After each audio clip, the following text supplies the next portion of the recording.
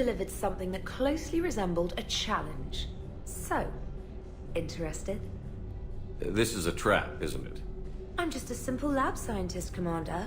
I'm sure your real-world expertise will give you an edge.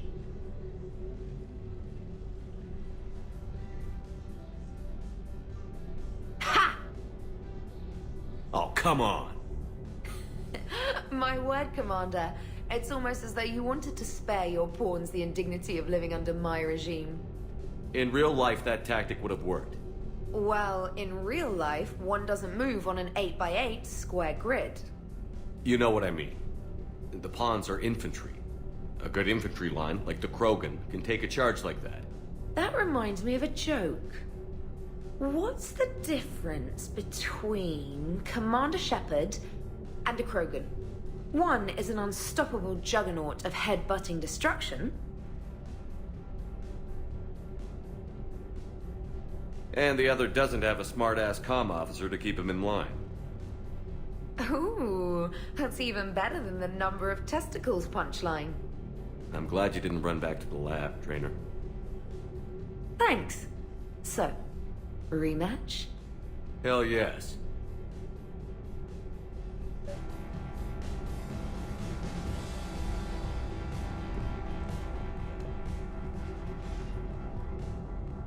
Trainer, can you send Diana up? She wanted an interview. Right away, Commander. Ready for a chat, Commander? I'm ready. Commander, it's no secret that Council Space has suffered some serious losses to the Reapers lately. Now Cerberus has struck directly at the seat of our government. If something as small as a human terrorist organization can hit the Citadel, is anywhere safe? Cerberus has limited resources. This coup attempt was likely the best they could do, and it cost them a lot of money and troops. A little fear is understandable, but it can't paralyze you. They've failed as many times as they've succeeded. But humanity has lost its counselor. The Alliance Parliament is destroyed, and the Prime Minister's dead. The line of succession is getting pretty short. How long do you expect any new Alliance administration to last? Leaders will rise. You can't lose hope. Our enemies won't rest until they've taken the last human being. Until then, we're not beaten. Right now, it's everyone's duty to step up. All right. Now a question from Thessia. Commander, during your tribunal, some said you had Cerberus ties. Thanks for your time, Commander. This is Diana Allers for Battlespace. Good night, and stay strong. Be careful, Commander. You keep feeding me like this, and I'll follow you home. Looks like you already have. What happens now? You gave me a good interview, Commander. That's all I need. Tonight.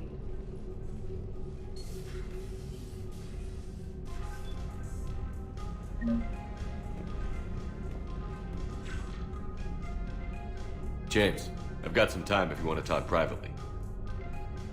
On my way. Hey man, how's it going? Good, James. You? Good, good.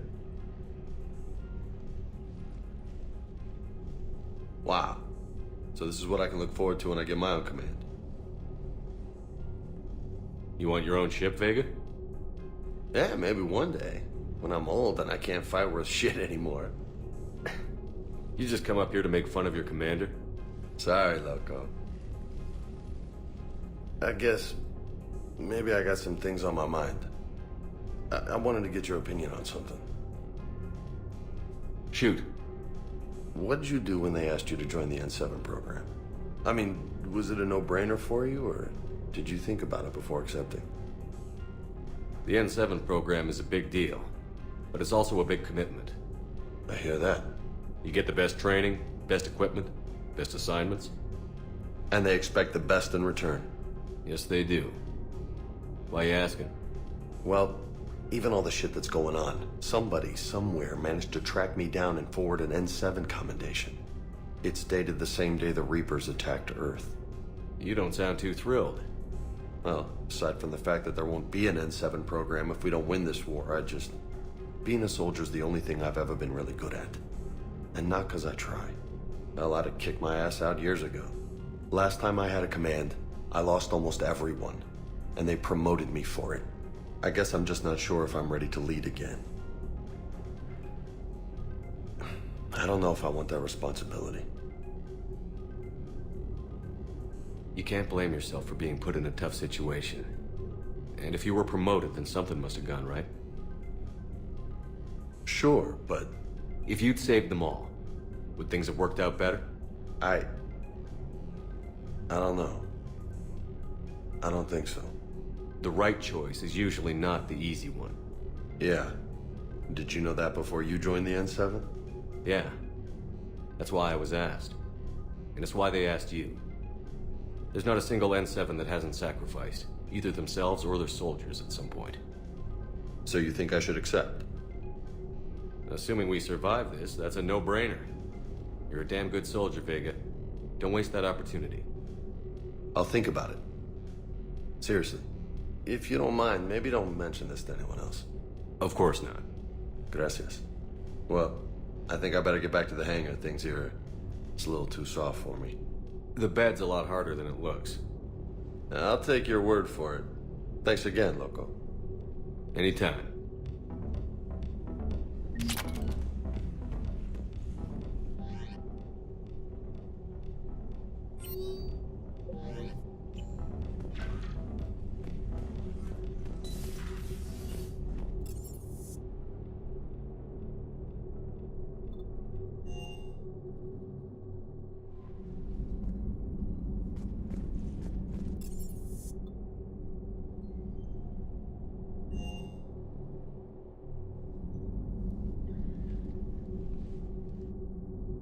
Shepard.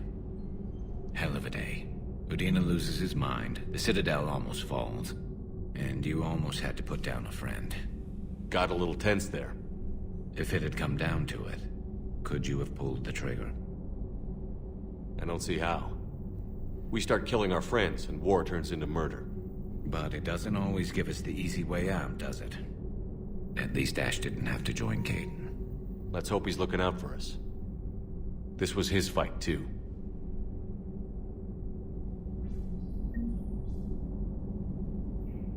It would have been nice to work with Ash again, but I guess it wasn't meant to be.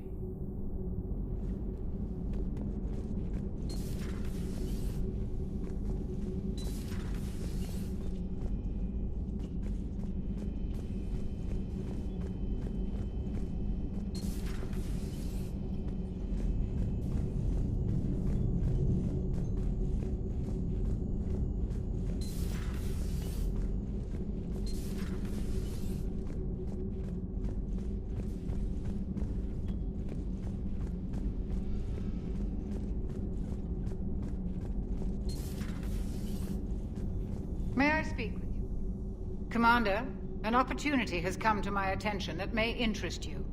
What's going on, Doctor? Refugees arrived at the Citadel recently in possession of military-grade medical supplies and equipment. In reviewing our inventories, I determined we have an excess of medical supplies to treat contagion, exposure, and malnutrition. They're equipped to help injured soldiers, and we have supplies to help suffering refugees? Precisely. Perhaps you could ply your charms to broker a trade. I'll find the refugees as soon as I can. Speak with Tactus. Many of the refugees near the Citadel docks look to him for leadership. Thank you, Commander. With access to their equipment and materials, I believe I could increase the effectiveness of our Medigel.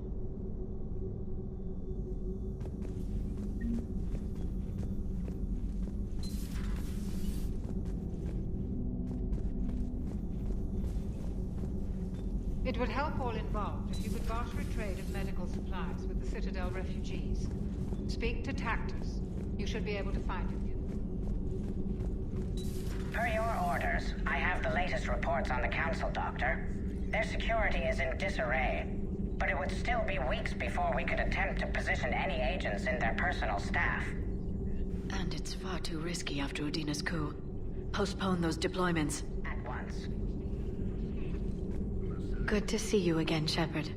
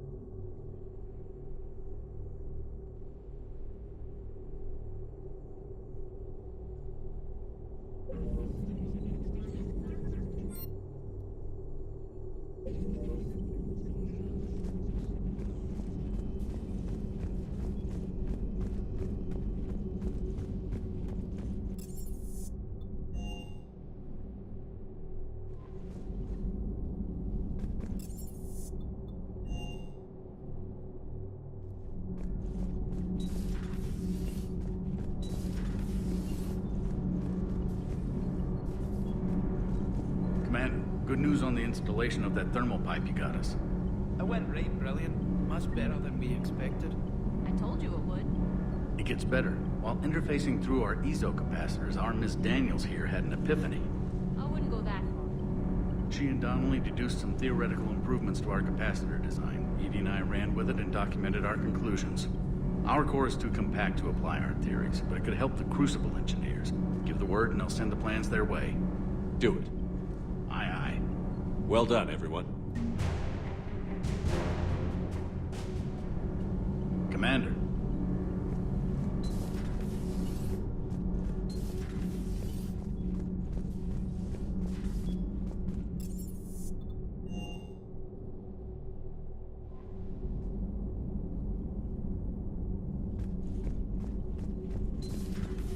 Commander.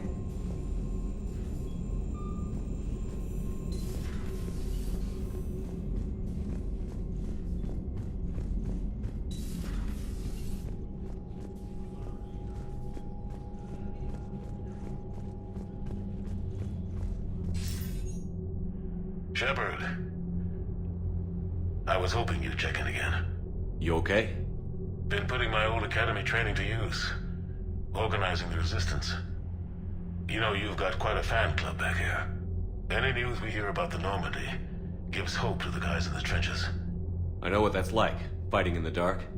I'm glad we're making a difference. It's more than that. A lot of these people have never held a gun in their life. When they heard that you managed to get the Turians and Krogan to cooperate, that was a shot in the arm, Shepard. Of the one thing we're in short supply around here, faith. That any of us will live to see another day. How bad is it? It could be worse, but not much. Can you still coordinate any kind of counterattack? We're hitting the Reapers every chance we get. Mostly guerrilla-style hit-and-runs, but it's not enough.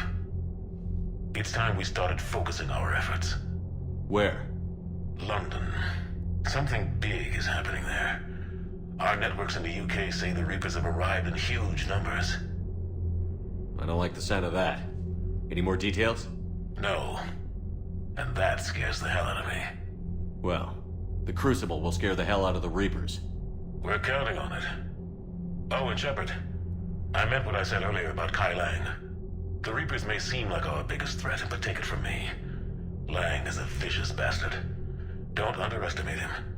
Noted. Then I'll let you get back to it. We need whatever good news you can send our way. That is enough.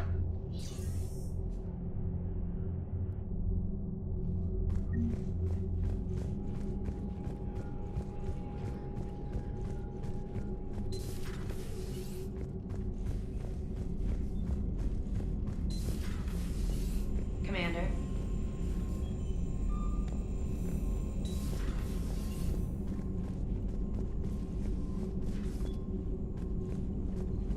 Commander.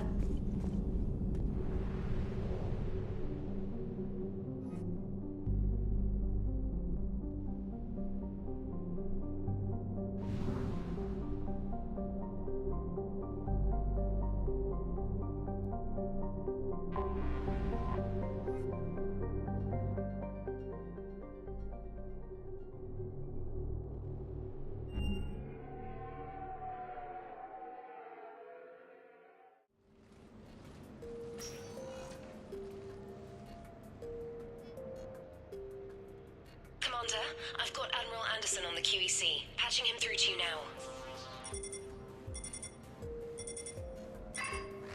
Shepard. Admiral, how are you holding up? Day by day, Commander. Yeah. Hackett sent me a message about this apartment. I want you to have it. Take it off my hands. Are you serious? You need a place that's yours. Somewhere to recharge, clear your head. Kaylee wanted us to settle down there. Thing is, the longer I'm on Earth, the less I want to leave. And I want as few loose ends out there as possible. Like I said, you'd be doing me a favor. That's very generous. It's practical. We need you in the best shape possible. Rested. Focused. If you say so. Thank you. And make yourself at home, damn it. It's yours now. I'm sure I can manage. Okay, good. Been meaning to do that for a while. I'll talk to you soon. Be careful out there, Anderson. You too, Shepard.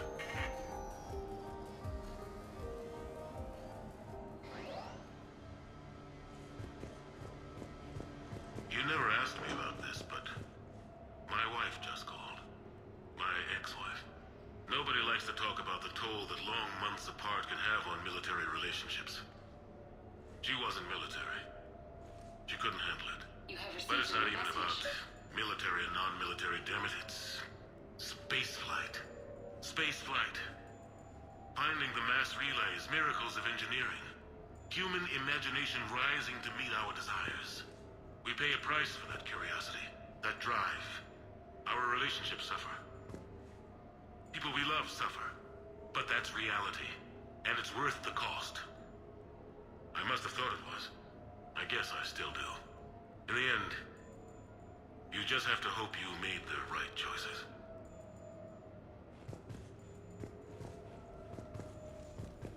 The Normandy?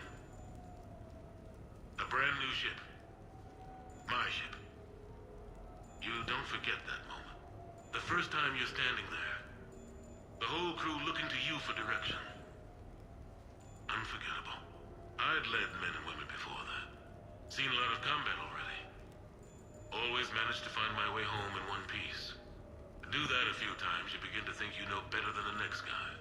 Maybe you do, I don't know. But if you're lucky, really lucky, you find yourself on a good ship, in front of a good crew. A crew you can trust with your life. Gifted. Disciplined. Brave. All of them. Eager to set sail into the endless black ocean. I still remember my XO asking what my orders were. Shepard, I said, let's see what we can find.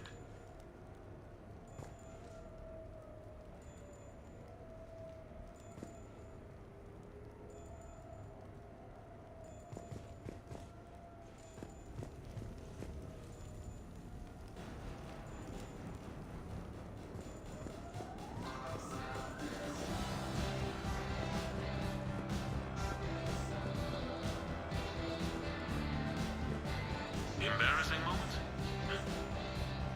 I've got more of those than anyone will ever know. Only way to learn something. But if I had to pick one to share, I had just gotten promoted to N7. Full of myself, king of the castle. Found myself buying drinks for undesirables in some rundown bar in the wards. They toasted my recent promotion. Hell, they would have toasted Batarian slavers if it had got them more drinks. About the time my money ran out, my new friends turned on me. I was outnumbered. Things didn't look good. My plan to get out of there involved lots of punching. Well, that worked for a while. Then a table hit me. Or I fell down. When I came to, I saw a Solarian putting the rest of the troublemakers down. A Solarian? Moved like a damn cat, I swear. When everybody was out cold. Or running. He walked over and helped me up. N7, he asked. Yes, sir, I replied. He looked over my collection of unconscious friends, nodding. Not bad, human, he said. Then he walked away. I had met my first Spectre. Learned an important lesson that day. No matter how good you think you are, there's always somebody quicker, faster, and a hell of a lot smarter than you just around the corner. That little lesson's kept me alive more than once since then.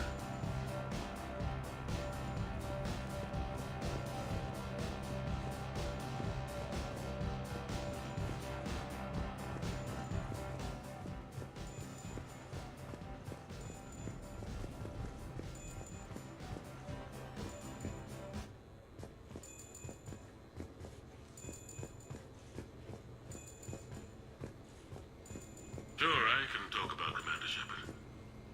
Big topic. There's been a lot written about the Commander, but most of it isn't true. People are quick to judge. They don't know the whole story. I don't even know the whole story. But I know the man. Worked with him. Fought with him.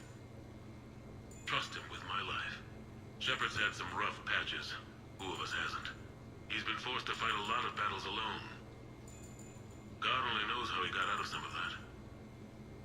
Makes your head spin. Thing is, you never heard a complaint. Never once got, "No, sir, I can't do that." He never hesitated. Few people know what Shepard's been through. I'd like to think I come pretty close. And I worry sometimes he forgets. There's a whole bunch of people who lose sleep over him getting back home.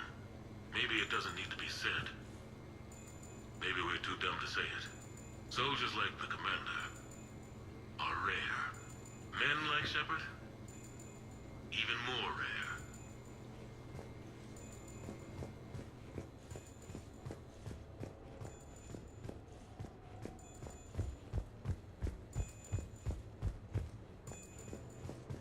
Okay. I have your new questions here. As a leader, do I ever feel that the end justifies?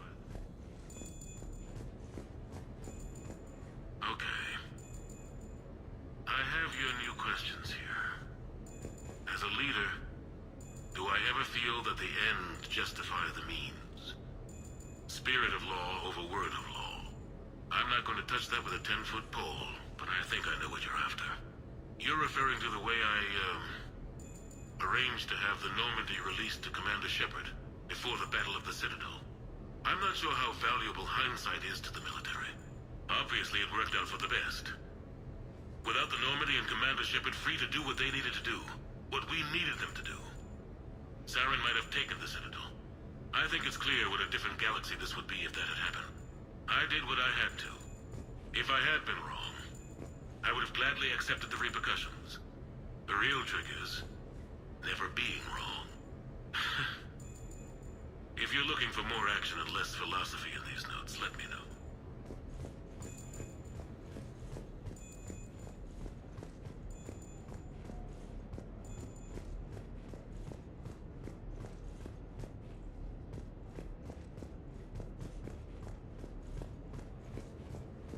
You asked me to talk about the SSV Normandy. The Normandy SR-1. As commander of the Tokyo, I was consulted on the Normandy's design and on board for her initial training exercises. The average person probably doesn't know that the Normandy was a joint project with the Taurians.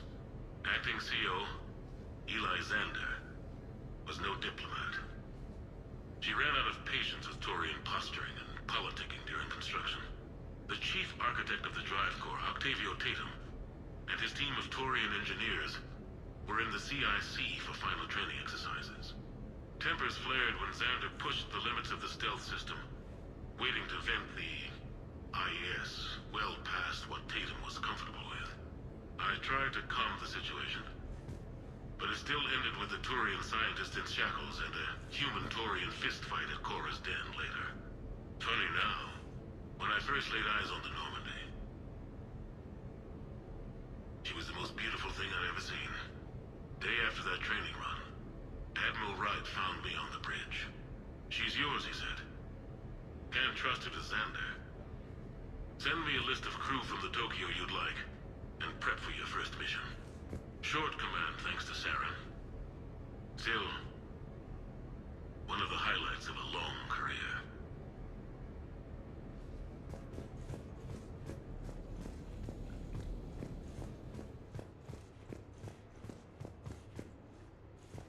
The Turians? Well, I might not always see eye to eye with the politics and the individual, but I have a great respect for the Turian military. Any Alliance soldier lucky enough to take part in their training programs will certainly be better for it. Their precision, skill, and discipline come together in a way that's second to none.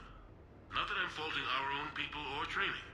It's just that after fighting Turians in the First Contact War, years later, I had the opportunity to observe and train on Palaven. It was a turning point for me. And I would encourage any soldier to try it. It's a unique experience to put yourself in the squad of a Turian commander.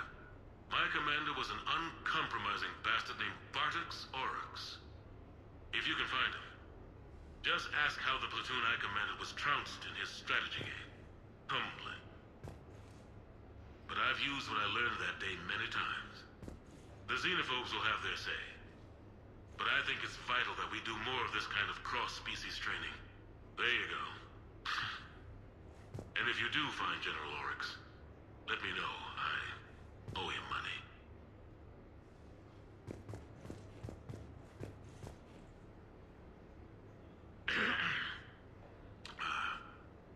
Okay.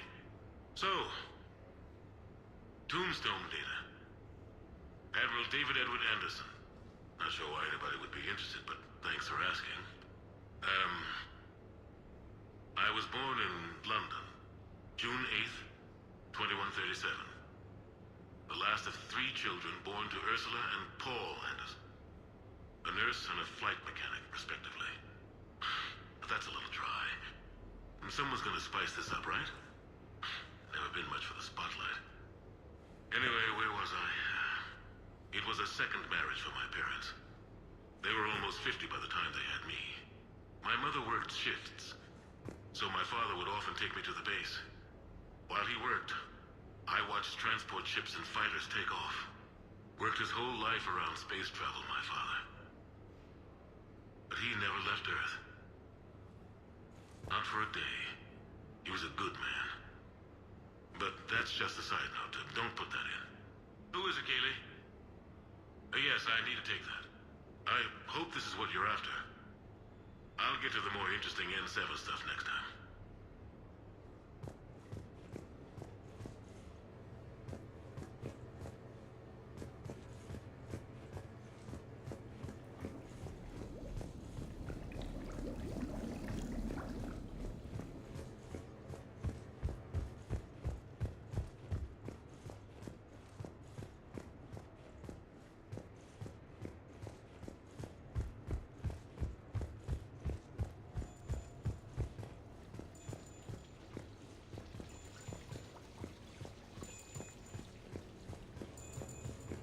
No, it's fine. I got a few minutes. First contact war? Yeah. I was there. My first real combat. First for a lot of us. I remember one night early in the war. Strapped to my seat as our transport approached the LZ. Everyone was dead silent. Just the sound of breathing. Good men. I trained with all of them. We were always joking and horsing around, but not this time. Just the rattle of the shuttle. And that heavy breathing. Everyone was thinking the same thing. We're off to fight alien invaders. Aliens. Think about that. We all grew up wondering what was out there. If we were alone in the universe. Now we knew. We weren't alone. And we were in trouble. So there we were. About to face an enemy as different and unknown as we could imagine. I knew I had to say something, keep the men relaxed. So I turned to the soldier beside me, Hendricks, I think, and asked him how his mother was doing. Fine, he said. Why? Because I heard your mom was so ugly the Marines thought she was a Turian. Almost shot her. I got a few smiles. Then Hendricks turned to me and said, Hell, Anderson, I heard it was a picture of your mama that started this goddamn war in the first